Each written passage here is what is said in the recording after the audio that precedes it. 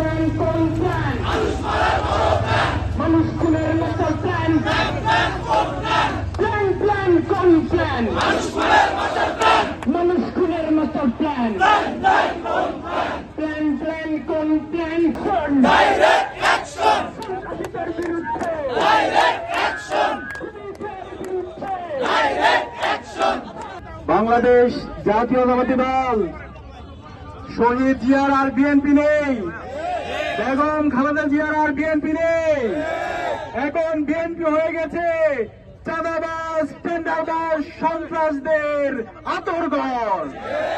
জুলাই বিপ্লব পরবর্তী আমরা আশা করেছিলাম যারা মজলুম ছিল, যারা দীর্ঘ ফেসিবাদ বিরোধী আন্দোলনে আমাদের সহযোদ্ধা ছিল, তারা জুলাই বিপ্লব পরবর্তী শহীদদের আকাঙ্ক্ষাকে ধারণ করে নতুন বাংলাদেশ বিনির্মাণ করার জন্য কাজ করবে। কিন্তু আমরা দেখতে পেয়েছি গত 1.5 বছর জুড়ে সন্ত্রাসের সাথে, চাঁদাবাজির সাথে, টেন্ডারবাজির সাথে, রাহাজানির সাথে যেই দলটি সবচেয়ে বেশি জড়িত ছিল তার নাম হচ্ছে বিএনপি। আমরা দেখতে পেয়েছি বিএনপি নিজেদের মধ্যে কনফ্লিক্টে 200-র অধিক মানুষকে মেরে ফেলেছে। যাদের হাতে নিজেদের দলের লোকরা নিরাপদ না, তাদের হাতে কিভাবে দেশ নিরাপদ? আমরা আশা করেছিলাম সন্ত্রাসের বিরুদ্ধে সন্ত্রাসের বিরুদ্ধে সন্ত্রাসের বিরুদ্ধে লড়াই লড়াই লড়াই চাই, লড়াই লড়াই লড়াই চাই, লড়াই লড়াই লড়াই চাই।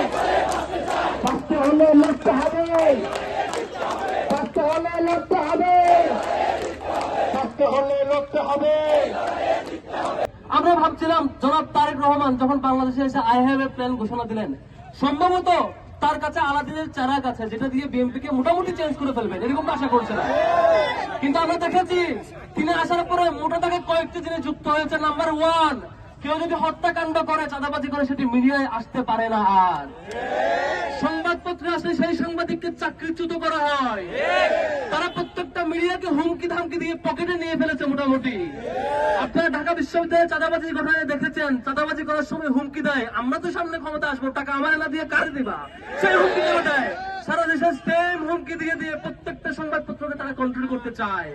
আপনারা দেখেছেন যুব দলের নেতাকর্মীরা যখন ঢাকায় পাথর মেরে একজনকে হত্যা করলো, সেই সংবাদ যখন যুগান্তরে আসলো, যুগান্তরে সেই সাংবাদিককে চাকরিচ্যুত করা হয়েছে কয়েকদিন পরে। এভাবে করে প্রত্যেকটা পত্রিকাকে তারা হাতের মুঠোয় নিয়ে আসলো যাতে করে আমরা আর জানতে না পারি। কিন্তু এই যুগে, জেনজির যুগে এইসব ধাপ্পাবাজি আর চলবে না।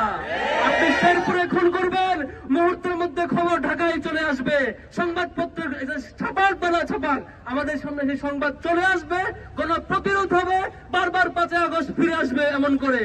আপনারা দেখেছেন সম্মানিত বিক্ষুব্ধ জনগণ, আপনারা দেখেছেন এই যে হত্যাকাণ্ড, এই হত্যাকাণ্ড ধারাবাহিকতা এখানেই থামে নাই। আদর্শা সংগ্রাম, আদর্শা সংগ্রাম, শেরপুরে খুন কেন, শেরপুরে খুন কেন, শেরপুরে বিচার চাই, রেজাউল হত্যার বিচার চাই, রেজাউল ভাই কোন